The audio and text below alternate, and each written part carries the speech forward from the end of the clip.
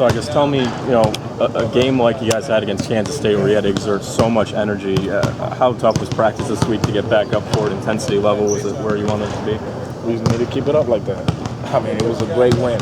That's one thing I told the guys because they don't know, They haven't been here. And all I said to them, all y'all know is winning because we've been winning, But we never won at K-State. It's a hard place to win, especially with a crowd, especially with their team and their coaches.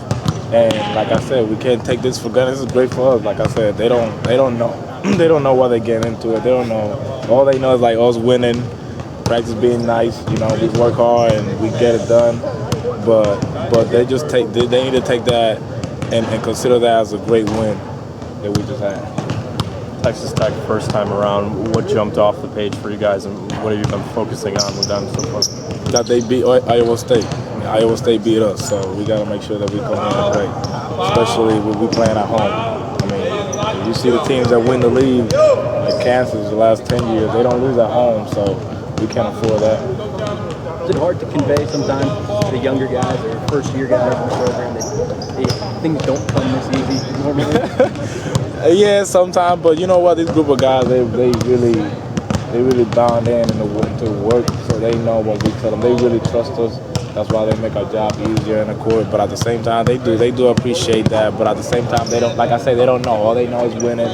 They don't know all the stuff that we've been through the last 3 years. So. The way the schedule worked out, they don't really know what the Big 12 is like either. Because you've got like 10 games coming up that are against the best teams in the league. But at the same time, we got a lot of young guys, so we got a lot of guys with a lot of energy. So everybody bound with that. They just need somebody to lead them. They have me and Juwan and the coaches too. So they just need to keep it up. They just need to keep their energy, the great attitude, and the effort.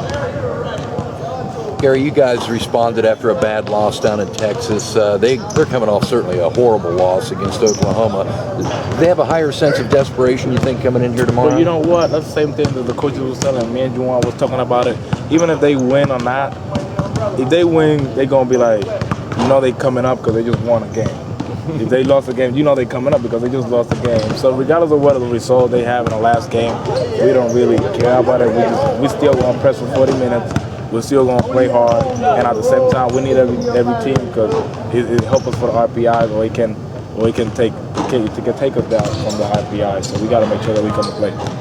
When watching that game against Iowa State, I mean, do you feel like Iowa State took them lightly and went into that game, not playing as hard as they typically do? I feel like they took it for granted. I mean, we don't.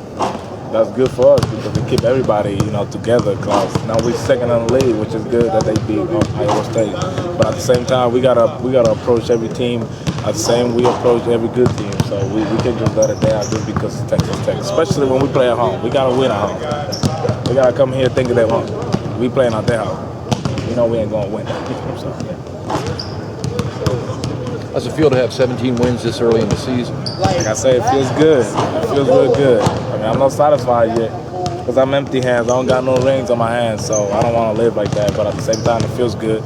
And it feels good that the guys know that. But at the same time, we're not satisfied with that. Have you guys started talking about RPI? Oh, yeah, we talk about that every day. We have on the board, we put what ranking we have, what the RPI is today, what the RPI is upcoming, what the RPI that we lost, and all that. We just talk about it every day. We really want to win this. We want to win the league, and we want to make it all the way to the happening. So we just got to work. We just got to take it day by day. Do you feel added pressure being in RPI every week and playing big games all the time, or is it just the same every game for you?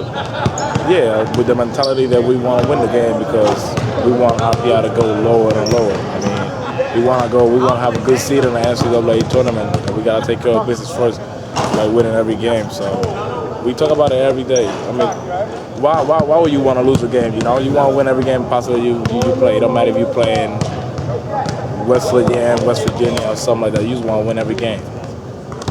Gary, when you look, and you kind of were talking about it earlier, their last two games, they made shots against Iowa State and jumped out to that big lead, and then didn't make shots against Oklahoma. How do you keep a team from not making shots? Because it seems like that's the key with them. Ball pressure. Yeah. Ball pressure. I mean, I know Kansas State make a couple tough shots and all that, but if you see it, you watch the game, I mean, we put the ball, we ball pressure. They turn the ball like 26 times. Right. That's not coming on the team, you know, Right. until they played us. Talking about ball pressure and like your full court pressure you had this year, what's the difference with your effective to be so good this year than you were in the past couple of years? We didn't press last year. That's it.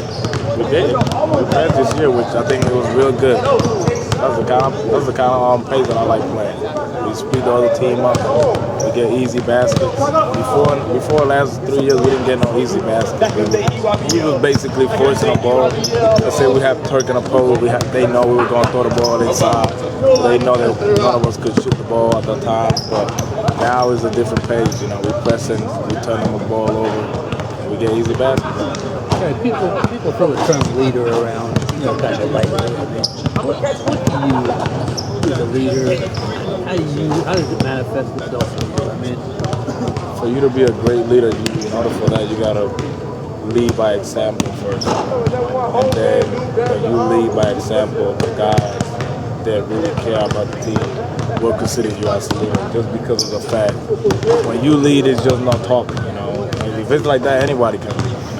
So you just gotta lead by example and talk about the guys, and also it requires experience. You just not gonna trust a guy that don't know anything about, let's say, go to class and listen to the teacher when you know that he didn't go to school for that subject. So it's just a matter of the fact that. What do you think is the best example of your leadership you've done? Lead by example. I mean, has there been any time like when, I don't want to say, when some guy can't do this and I can't take it anymore or anything like that? When you're as a leader, you can't show no weakness, Just lead by example and by experience. A great example for that is practice. Start with practice. Start everything with practice.